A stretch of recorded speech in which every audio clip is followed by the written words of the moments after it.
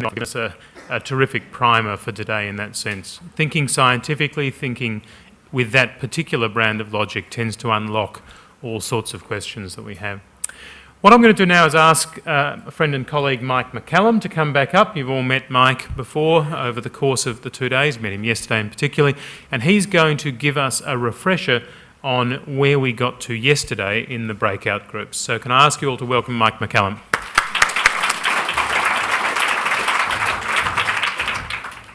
Thank you. I get the kind of graveyard shift. But look, what I want to do, if I could, is I've got a few bullet points up behind me, and they are my sense of the things that we got to yesterday.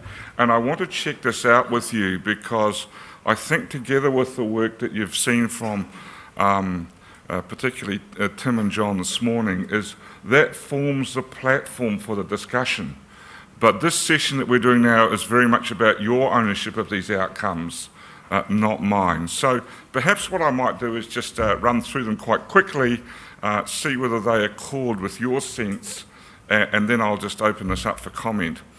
The first point I think was, and it came through in a number of ways yesterday, that if we are to truly build 21st century agricultural systems and food production systems that are sustainable, we can't just see things through an economic lens.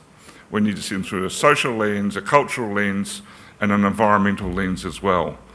So that's the first thing. And one of the things that's probably occurred, I think, is unwittingly the economic lens has been the one that we've had as the sole focus up until now.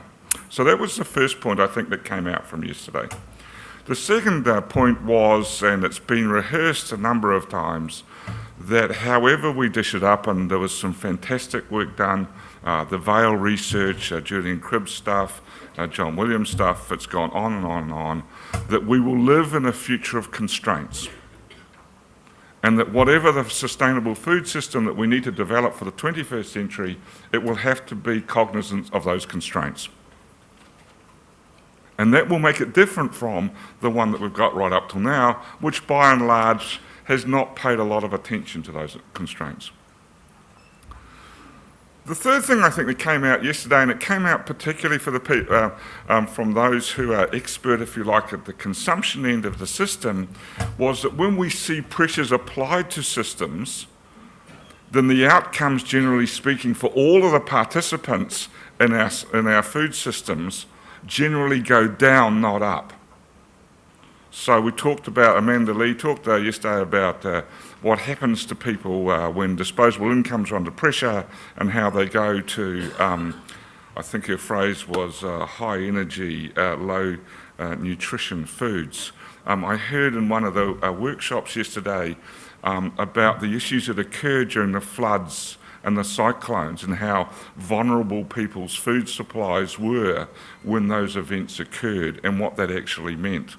And we know that farmers and all of those sorts of processes suffer considerably in climate adversity and all the other things that go around with it. And I think one of the things that came to, and I really do want to test this one with you because you know what I think about this, is that a sustainable 21st century food system needs to be different from the kind of system we've got right now, and therefore the conversation needs to be about transformation at the end of the day, not tinkering with the current system. Now, I am not saying, please, I'm not saying don't do some things in the interim which might improve the current system.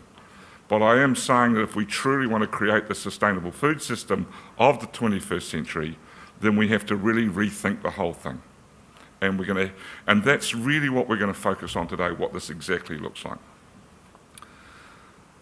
But for all of the kind of the doom and the gloom that went around this stuff, and I don't do doom and gloom very well, what I heard was some amazing opportunity. And it came in at the end, I think, of Julian Cribb's speech, and it came in a number of the things. You know, that there is an amazing ability, I think, in this country to, in fact, really think about production in constrained environments, providing we have the dialogues in the right kind of way. You know, so at the moment, We have dialogues around constraints which are kind of like competitions. I'm going to take this from you and give it to that and all those kinds of things. And that doesn't help the dialogue. But I wonder if the dialogues would be different, and I think I heard it in the work groups yesterday, if in fact we said to people, this is what 2030 is going to be like. Now, how can we all work together to produce something that's truly fantastic given those constraints? By the way, it's not the first time in human history we've had to change and adapt like this. I think one of the other pieces of language that came through, and maybe it's one of the great acupuncture points of the whole thing, is in fact that if we can start to think in cycles, if we can start to get rid of some of the unnecessary waste, we can make some quite quick gains in terms of optimising the effectiveness of the system. And whatever it is that we do, we need to make sure that we're focusing on high nutrition outcomes, building the smartest things out of our systems that we can, not the cheapest things. And that's a very different idea, I think. My view is if you've got a lot of constraints, then you've got to do the very best you can within those constraints, not the cheapest and easiest thing to do.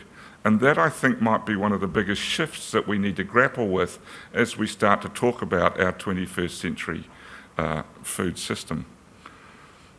One of the phrases that I picked up, I think, a lot during the day was, we need to reconnect people with food. And this is a long-term investment in changing the psyche of humans and the way they interact with their with the food systems and the environment, and indeed among ourselves. So yes, it is about learning and education, but it's probably also about the kind of policy frameworks and how we're going to think about food. Because if Julian Cribb is right, if we don't reconnect people with food, then we're not going to make the kinds of decisions that will get us past 2050. And if you want to seriously get depressed, read James Martin's work on that kind of subject. And the final point I think that I picked out of it yesterday was that all of this shift into this new system, however vague that might be right now, however imperfect our understanding of that might be, that is where we've got to direct our knowledge and our effort. That's where we've got to start the new conversations. Not simply invest in knowledge systems and research which are focused back on the old paradigm. And if I can just finish with one more, it struck me as I heard what went on yesterday, that the way that we treat, remember I'm a New Zealander here, the way that we treat and we think about fish in the sea and probably aquaculture is probably the touchstone for whether we're truly capable of in fact building a sustainable 21st century food system. I think that's kind of almost a front runner in the process, and I noticed in the session, the first workshop that was in here yesterday, there was some great discussions around fish and food and the threats and all of those sorts of things. But look, that's my sense. I'm sorry I couldn't do it in 3 bullet points. It's actually 7, and I added an 8th, which makes it very appropriate in an age where Asians will dominate. So that's my sense, but I would welcome any kind of comments. I would say that, along with Ian, there are many other really, really good ideas. There's probably, for example, in the opportunity space, there was one I haven't got here. There was some fantastic stuff around thinking about local food economies and peri-urban and urban food. In fact, that's probably a dot point that I've missed. And it struck me that what that dialogue was about was inside those systems, inside those experiments, we're getting the true diversity of ideas and business models that will help us understand what things are going to work and what things aren't. So look, there's my view. Ian, I'll just take some questions from people and let's see where we go before Richard Hames comes on.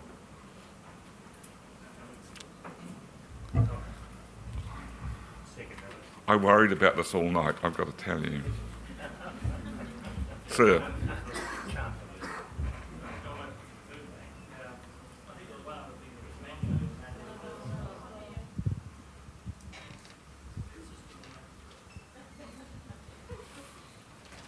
So we'll just give it a second. It's important that we get that we all hear it.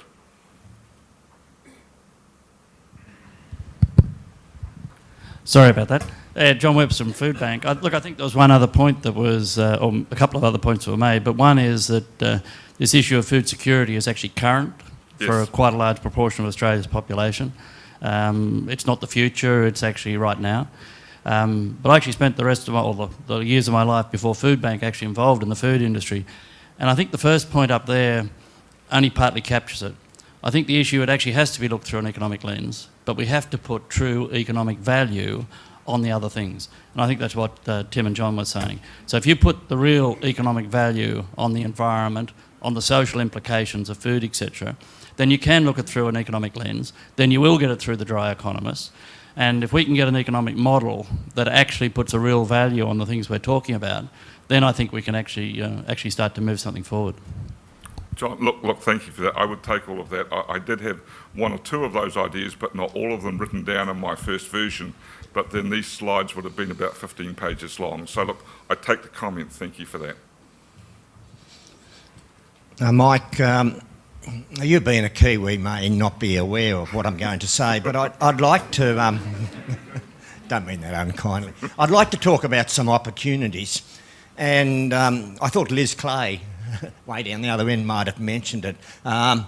We have 50% of our farmers in a wonderful program called Landcare, and it's now in 20 other countries. We also have catchment management authorities, NRMs, where we are leading the world on that kind of thinking. And I think these are real opportunities. The biggest leakage we have out of our catchments are our cities, who actually don't fit within the catchment. So your question regarding people and food, I think, is going to be that challenge. Look. Thank you for that comment. I might add, I've worked with quite a lot of groups around the country, and I see sometimes fantastic innovation among farmers, and often, for example, among Nuffield scholars. And I'm sorry for the Nuffield scholars in the room, but somehow that information never gets disseminated, and I don't know why. Let me give you an example from another industry, because it won't hurt quite as much. There's a young man, he's actually an agricultural scientist. He runs a little B&B in Horsham, and which is, as you know, the centre of the university in Victoria. And what he's done is, because he's got great environmental credentials, is he's created some unique heat control systems and some great recycling systems, and he's reduced the costs of running this little B&B, it's 4 bedrooms, by about 70%. All right, off a very low investment in the technologies. Now, I think every tourist operator in the country who runs a B&B should be using these kinds of systems. Now, you can see that story in the B&B, but there are also lots and lots and hundreds of stories like that in farming communities, but somehow we're not good at replication and creating these neural networks. So off the back of that, I think, as we start to see this 21st century system, we're going to, because we're going to move from a command and control economy to this network economy, driven by the network technology, social networking technologies, there will be huge opportunity, I think, to diffuse knowledge very quickly in much more interesting ways, and I'm really looking forward to that. Mike, we'll just take 3 more quick questions, because really we're just trying to get the summary finalised here. Now, we had one down here, then we had one here and one down the back, and I think then we'll move to hear from Richard. Nick Rose, Australian Food Sovereignty Alliance. Something that I heard yesterday, which perhaps is captured in the word transformation there, but needs to be drawn out a bit more explicitly, I think, is the question of how we actually transform, how we get from A to B. I think what we're talking about is moving towards more decentralised food systems, distributed food systems, something that Val talks about in their literature, where there's a decentralisation of ownership and control, and that's how you reconnect people with food. But what doesn't seem to be part of the conversation as yet is the recognition, and this was certainly mentioned yesterday in the tables I was at, of the tremendous centralisation of political and economic power in the food system at the moment. The reason that there's 50 million hectares of GM soy in Argentina, Bolivia and Brazil, which is dispossessed thousands of small farming communities to actually do the work of feeding the populations there is because it's very profitable. That soy goes to feed the factory farm system of pigs and chickens in Europe and China. And there's a revolving door in the United States between the chief executives and lawyers of Monsanto and the people writing the regulations in the United States Department of Agriculture. So while we'd all endorse the call that John Williams made for better regulatory frameworks to redirect markets to the priorities that we want to see, the question is we need people who are writing the regulations who actually have independence and objectivity rather than directing it towards preserving the current system. Look.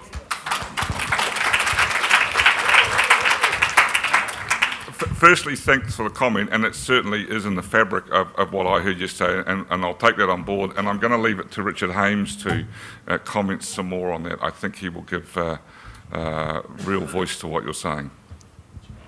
There was a couple more. Just two more. Tony Coote, we have what's called the Malone Institute near Canberra, which is on our farms where we do almost all of the different types of biological farming and do research with ANU and do education, and it's all geared to future generations beyond our grandchildren. And our farms can't be sold because they're in an institute where the work can go on forever. Just two comments. One was about the comment about the cities. I'm staying in the Travelodge Hotel, which is totally sealed. A new hotel with air conditioning was the only form of air. And so that's an example of what is still happening in cities that we need to deal with. That's just one little example. The other, I emphasised, although everything we do is with natural systems and bringing them all together on our farms, the economic question is so important. We have to tick 3 boxes in every management decision we make. We have to tick whether it's socially sustainable, environmentally restorative or regenerative, and economically sustainable in every management decision we make. The toughest one to make when you're getting the other two right is to get the economic one right. So this whole question of dealing with the whole system and dealing with the real economics and the real costs is an absolutely critical matter so that they can be covered. Otherwise, it will not happen. Firstly, I think you're right. Absolutely. I think what I'm suffering from here is actually the curse of the 4 words on the screen. I didn't mean to say that we shouldn't look at economic systems. Where I come from is if you build a truly resilient and adaptive system that is cognizant of all of these things that we're talking about, it will outperform by a quantum the current economic systems. And there is very good evidence to show that. But if we continue to start just looking at short-term economics and don't put in the externalities and all the things that you're talking about, then we don't get to those larger questions about the truly sustainable economic futures that are available to us. And what I see is, look, Richard Branson has a vehicle called the Carbon War Room. And I do, if you've never been there, I do commend the website and just read the front page. And on the front page it says, this is his personal alternative investment vehicle, a number of other people involved. It says the current economic system is irretrievably broken. Now part of it is because he's a really good guy and philosophically he likes this stuff, but he now actually sees this as the best investment opportunities of the next 100 years. My view would be if we can design and start to have a conversation about our 21st century sustainable food system, we're going to have an economic proposition that will outperform what we've currently got by a quantum.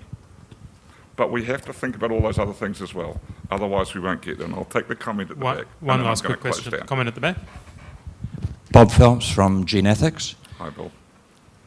In the conversations around here, we still hear the word consumer used a lot, and it seems very passive and a very accepting role. And I wonder if it would help if we actually turned into empowered citizens, food citizens, that our role actually changed as people in society, and if we could actually generate in society the idea that food is about empowerment. There's a tension here too between industry, environment and social justice.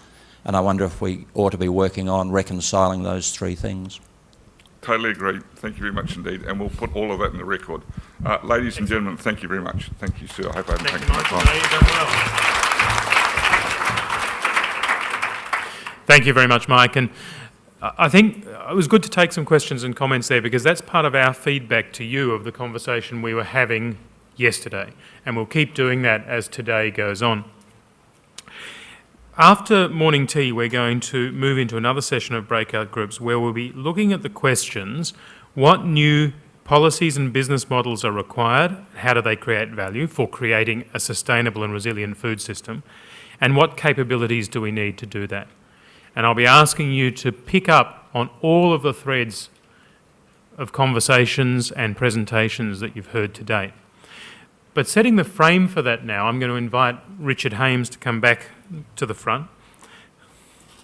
Richard, who's now been grabbed by Liam. What Richard's going to do now is he's going to talk about, I'll get the title right, he's going to talk about systems thinking, about design and about creating value. And we'll be setting, as I say, the frame for our conversations in the breakout sessions. Richard Hames.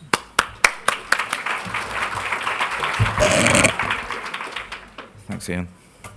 That last question was very interesting because it relates very much to a point I was trying to get across yesterday, that we became consumers in the 20s last century. And there was a very good reason for that, because compliant consumers fed with the pap that we're fed with today. No, I'm not talking about food, I'm talking about entertainment and even news, is very useful for keeping citizens compliant. And we need to turn that around fundamentally if we're really going to seriously address the kind of issue that you mentioned in becoming empowered citizens once again. Because the danger and the risk in doing that for governments is huge, as we can see playing out in the Middle East at the moment. While we're getting this slide pack, as I promised to you, I went back to my hotel and I did work on some slides gained from what I'd gleaned yesterday from you, just eavesdropping and talking to Mike. And just before we get into that, I was sufficiently impressed to want to announce to you today that one of the, I want to first of all congratulate Three Pillars and people like Cheryl, who's organised this, and Liam and Mike for really putting so much thinking into the design of this. Where normally you go to conferences and you get, you know, people like me coming and just yakking, and you don't really get any value from that. But the value we've got from here is in the interaction, the collaboration. If you put this intellect together and this collaboration together, and we can keep it going, then we have the basis for something remarkable.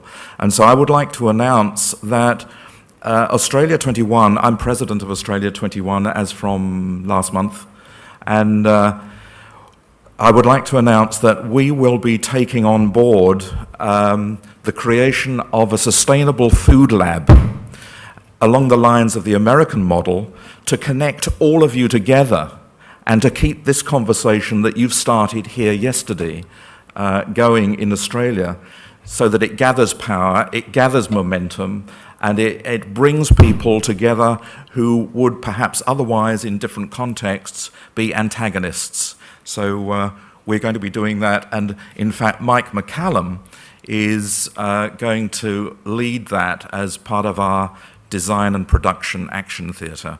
So I would like to thank you for that, and we can promise that the resonance started here yesterday and today will be continuing.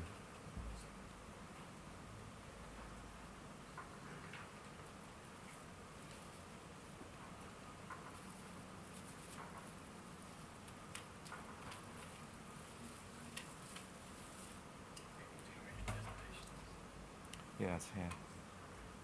Excuse me for a minute.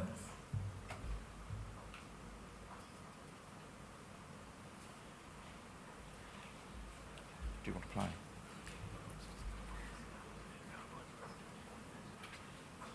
Where you want? Play.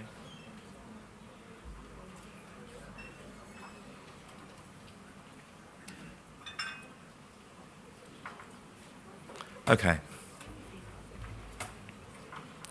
Very, very quickly, I've only got 4 or 5 slides, and I only use slides when I'm trying to get across quite complicated ideas. Otherwise, I think they're pretty useless. One of the things I wanted to do, I'm going to make myself pretty unpopular with a few people here, but that's fine. I want to challenge some of the things that have been said because I don't think it's helpful.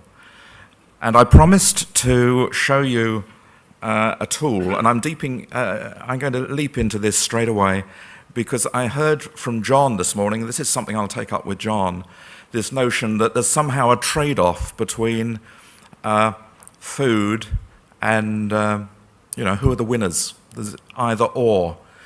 And this notion of trade-offs is a result of linear thinking, and we're all culpable because our educational system really perpetuates linear thinking. And in linear thinking, you see this process all the time, that some of the features that are important are included in our thinking, but other important ones are left out. Even this morning, for example, someone said, we've got to include humans in what we're talking about. It's just not natural ecosystems. We've got to include all elements. And very often we think some features are not salient. They're not worth thinking about. And so we don't bother about them. We also very often see causality where there is only correlation. This happens a lot in management textbooks, for example. Most management textbooks are absolute crap in terms of reflecting reality. And the reason is academics have to do research and they have to publish, and so they do. But if you look at all the major management texts, especially emanating from America and the UK over the past 50 years, a lot of them are founded in absolutely flawed rubbish. So very often we have to seek causality and not just see causality where there isn't causality. That leads you to design. If you're only designing with a few elements, you don't get a robust system, you don't get a resilient system. And consequently, with linear thinking, we're led into thinking of trade-offs. And you see this in government all the time. What is the alternative? Systems thinking. I call it integral thinking, and I'm going to explain what I mean by integral thinking on the next slide. But essentially, what happens in integral thinking is that you include many more features that you think are important and need to be considered. Because if you don't, you get consequences that were unintended and can be quite damaging. And that is apparent in some of the things you've been talking about.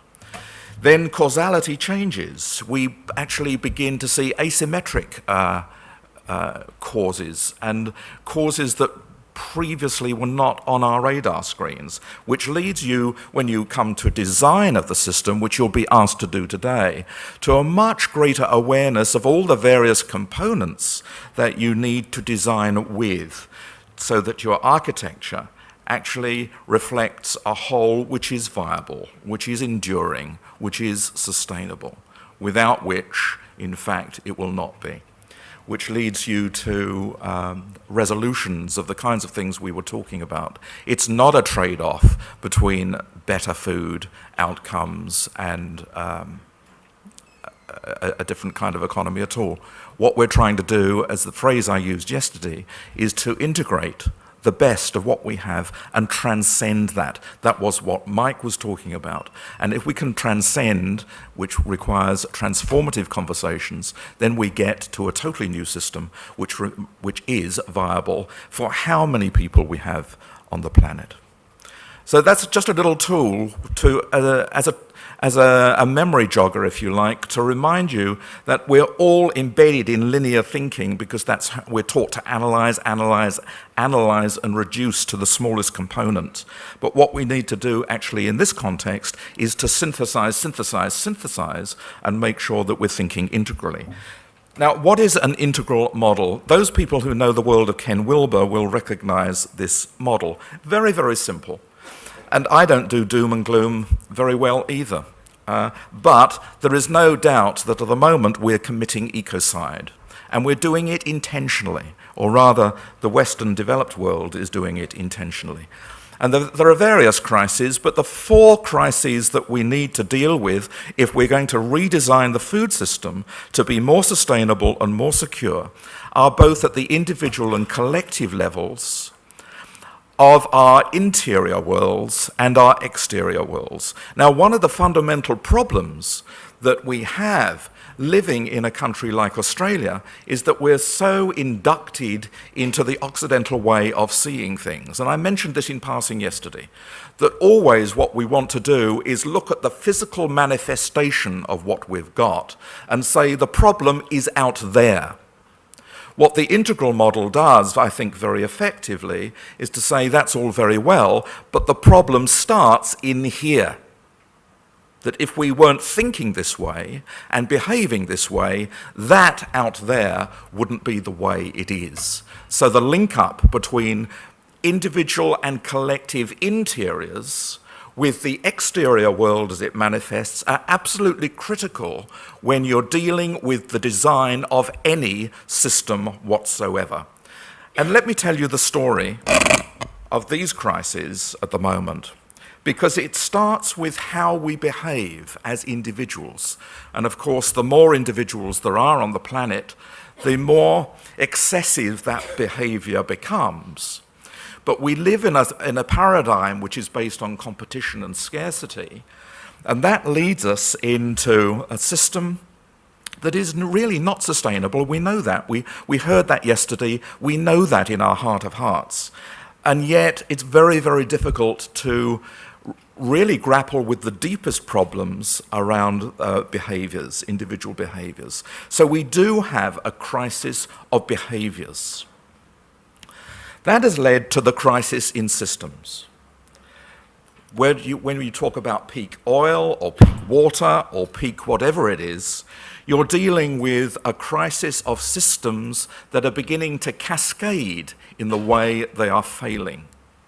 And when you talk about climate change, you don't just talk about global warming, you talk about 30 different factors that over the past 50 years have quite visibly, quite palpably deteriorated. And that deterioration, any doubt at all, is human-made. And so the crisis of systems is important to understand, and it's important to realize that our behaviors are pushing the systems to where they are at the moment. And that's why we have to understand the constraints, again, that were spoken about yesterday and Mike reminded of us today, and move much more to systems that cycle, closed systems, industrial ecosystems, not just natural ecosystems, but where we don't consider that we can throw things away. Very, very difficult to do, I must admit, again, because of the PR machine. I have in my wardrobe at the moment, to my knowledge, half a dozen shirts, which I think I probably bought about 8 years ago and haven't even unwrapped yet. And I know that I either throw those away soon because they'll be out of fashion, or I recycle them. Luckily, my family is Thai, and they're fairly poor, and will welcome hand-me-downs, so I have somewhere to go. But the whole issue of cycling and recycling needs to come into our consciousness much more.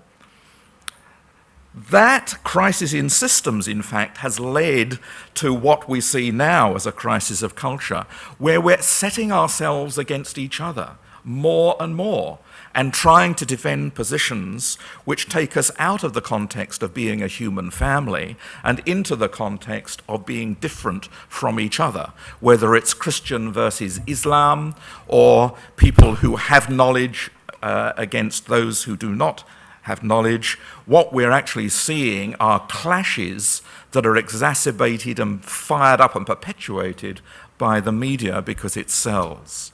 And that is of critical importance when you realize the impact that has on us as individuals, and especially young people who are dealing with this crisis of consciousness, of identity, of who are we, and how long can I survive in a world like this?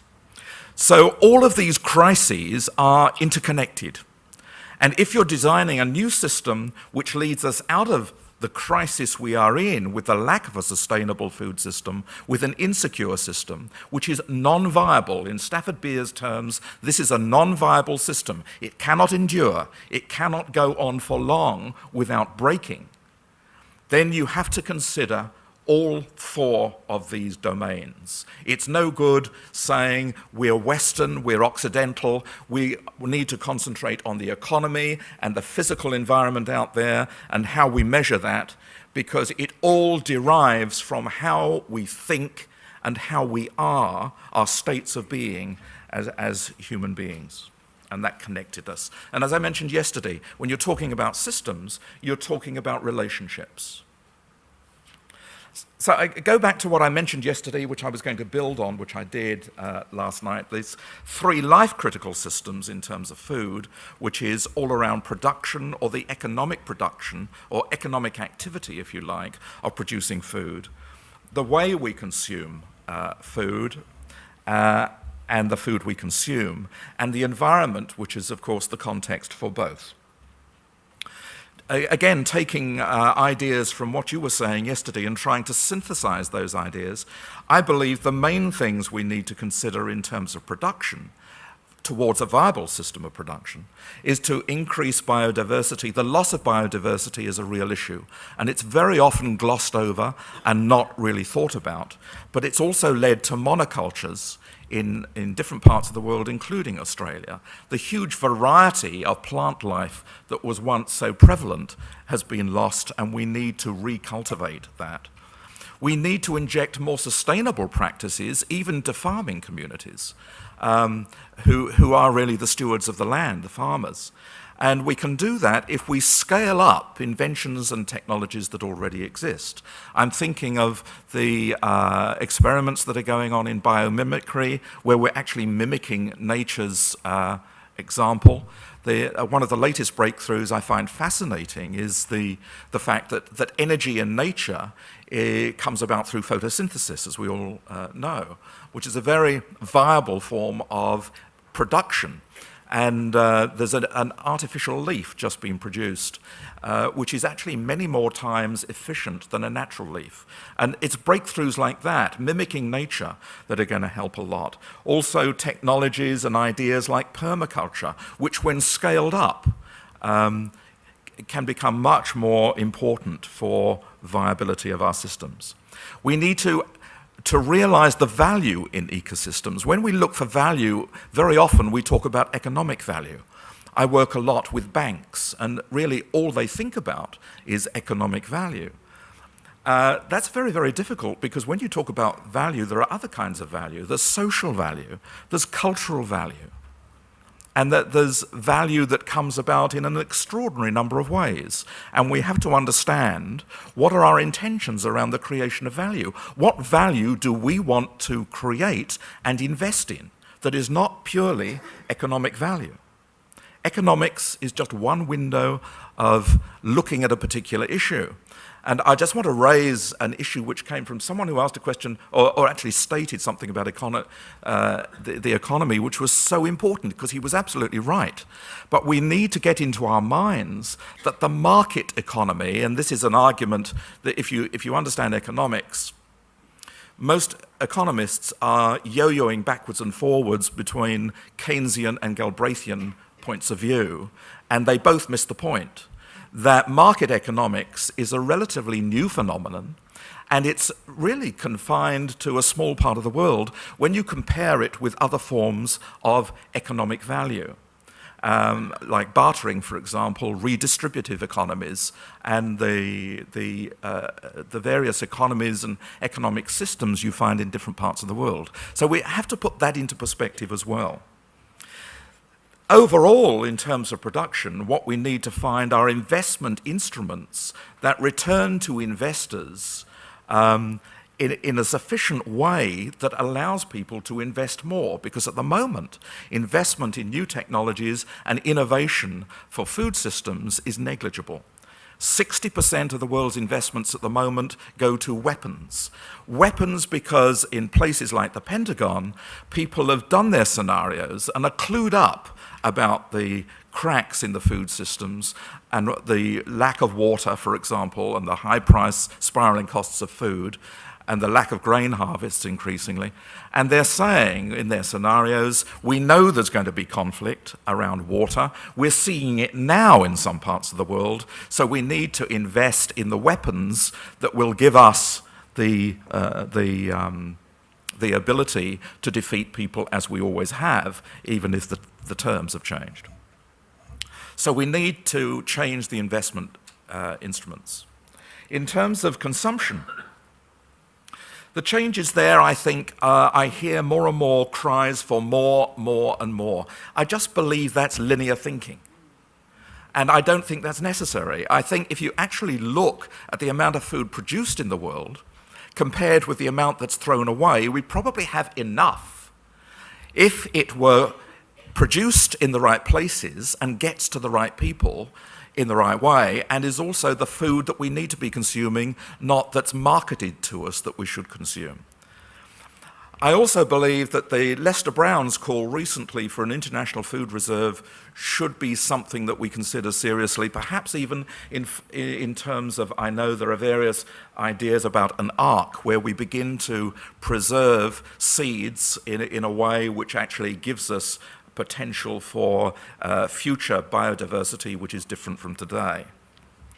We certainly need greater equity in how we share food resources, and we need, as we've heard from yesterday, much more education and information that's real, not just fiction, not just made up, not just PR, but that's actually real. I believe actually that people are not stupid, and even the poorest of people I've seen at first hand when you're talking about Soweto in South Africa or parts of India or Southeast Asia or even in Brazil.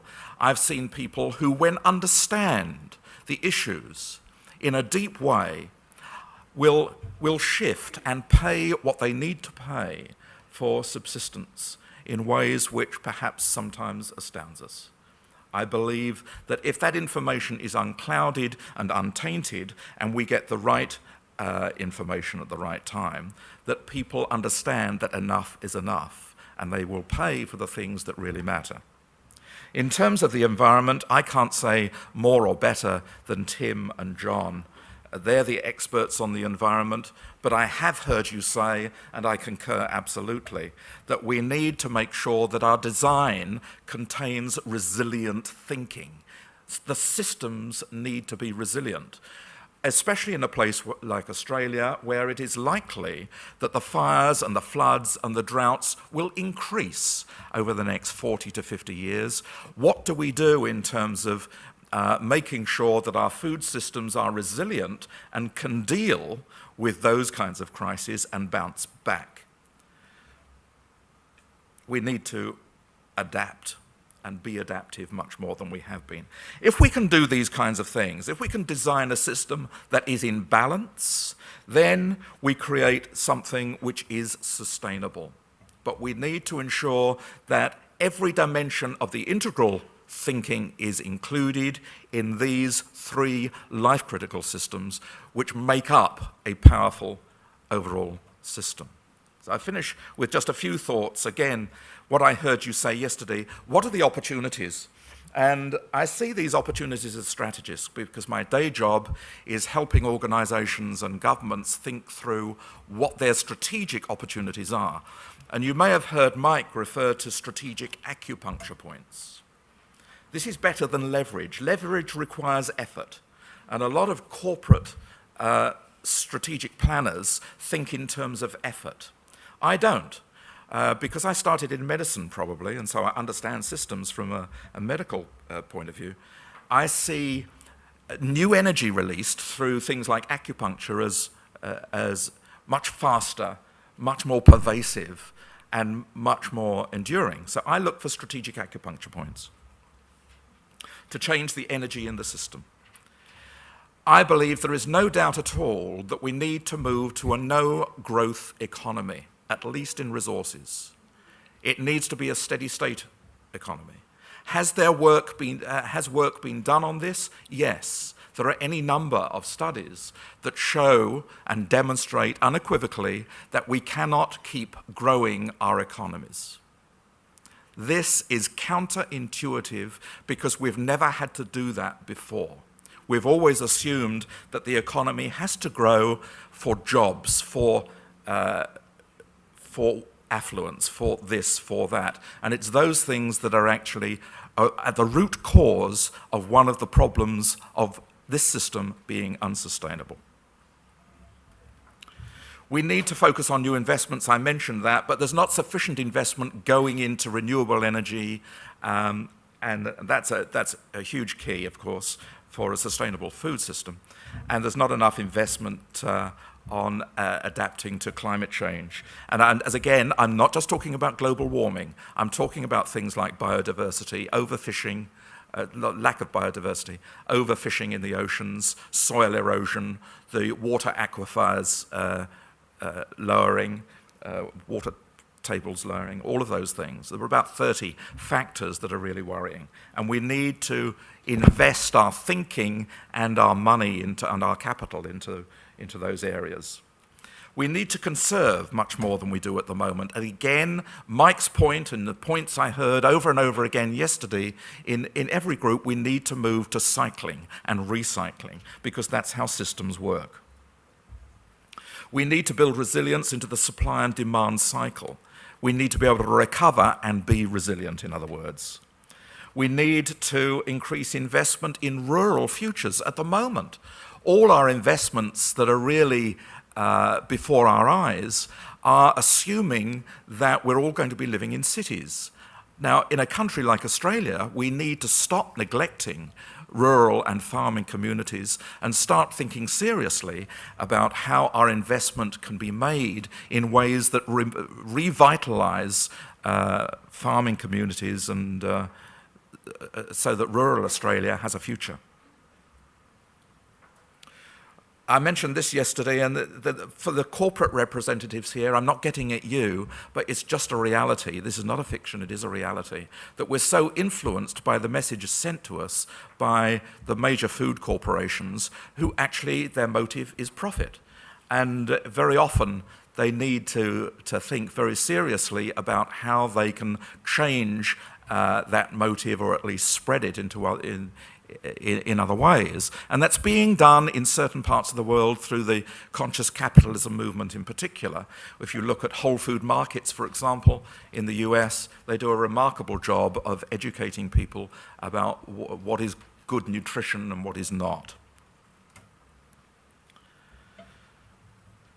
And by the way, don't buy breakfast cereals just because it contains extra minerals and calcium and all those kinds of things, because if you look at the salt and the sugar content, you'll realise they're very unhealthy. We need to embed sustainable practices, and I've mentioned that, and those practices, we're not at the leading edge, and we need to be. We need a lot more thinking about what those practices should be.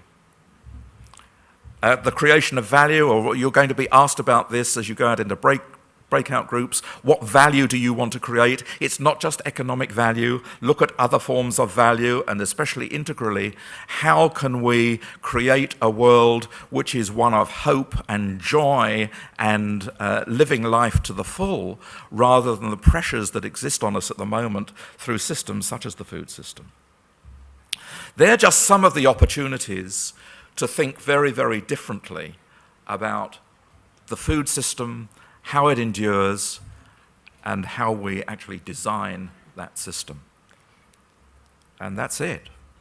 I would like Ian to invite questions. Indeed. Questions for Richard? Okay, one just here. Have you got any water? Liam, have you got some water? Thank you. Richard, thanks very much for that. I want to go back to the previous session because I was hearing some things, and you touched on them at the start of your talk about this Australia 2021 and how after this we're going to have some sort of, attempt to continue on some of the work and link up some of the work.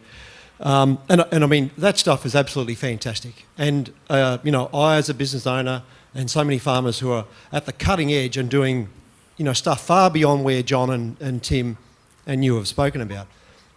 We're faced with, and I don't want to sort of throw up constraints or limitations, but we don't have the support to be able to make the decisions that put the money in front of us so we can do the things that we're doing all the time. We're always on the knife edge.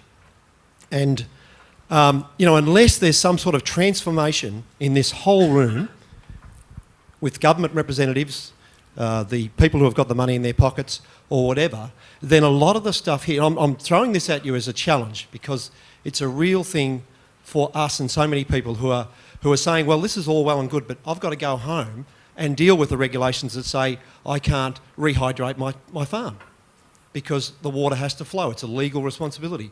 Coles and Woolworths have to return shareholder dividends as their primary number one concern. Unless that law is changed, all of the small businesses are going to be up against that. Or Coles and Woolies, the genuine people in there who want to change the system, can't. So what I'm putting to you is, how are we going to transform everyone in this room today? And I'm all about solutions. How are we going to do that? Yeah, very good. And look, I'm not arrogant enough to say I've got the solution, but I do know that no individual can do it.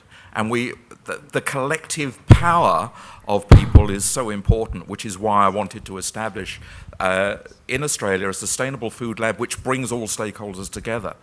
The one thing I just would challenge you on a little bit is the directorship model that you have in your mind. In fact, yes, directors by law have to create value for their shareholders, but that value is for the company in perpetuity.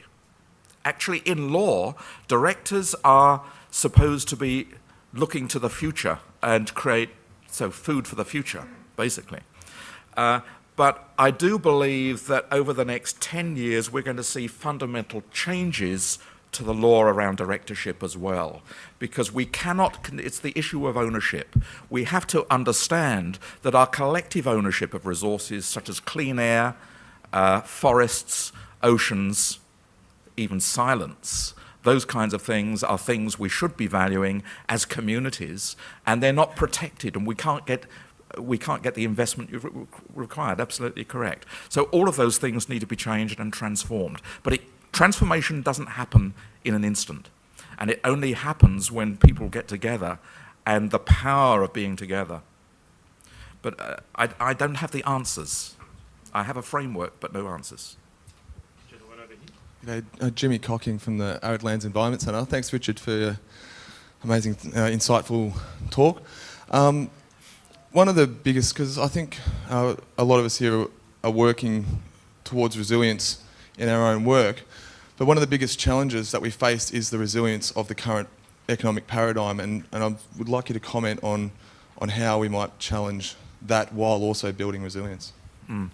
Yeah, the current economic paradigm, as it's currently practiced, at least in the US model of capitalism, is not sustainable, it's broken, we know that, it's got to change. There are various thoughts about how we do that, and probably the most important thinking that's going on is in terms of the global monetocracy, in other words, the global monetary system, and how that is used, what money is used for. If you actually look at the whole system of money, very few people actually understand how it works. So it's hardly surprising that when financial experts in organisations like Lehman Brothers, for example, and all the big banks that did exist and some still exist, like Goldman Sachs, created credit default swaps and very, very complicated instruments. If you asked them how they worked, they actually didn't know. But what was clearly driving and shaping the behaviour was greed, and greed for profits, and that still exists. If you look, I was in a very difficult position the other day where a very proud father and a very dear friend of mine told me that his son was now working for Goldman Sachs, And for me, because I know a little bit about how Goldman Sachs has worked in the past, strategically, I know what their intentions are today in terms of their future direction, and I know how people from that industry are just guiding the Barack Obama's administration in ways which are foolish and absurd. I didn't know what to say. It was a difficult one. If you want to look at the most interesting economic thinking that is going to change things, look at Anne Pettifor's work in The Guardian in the UK. Look at Jamie Galbraith's work at the University of Texas. Look at our own John Quiggin's work at the University of Queensland. Look at James Quilligan's work at the United Nations. These are all leading economists who are actually breaking out of the old paradigm of yo-yo economics and are trying to slay once and for all the zombie ideas that still populate that discipline.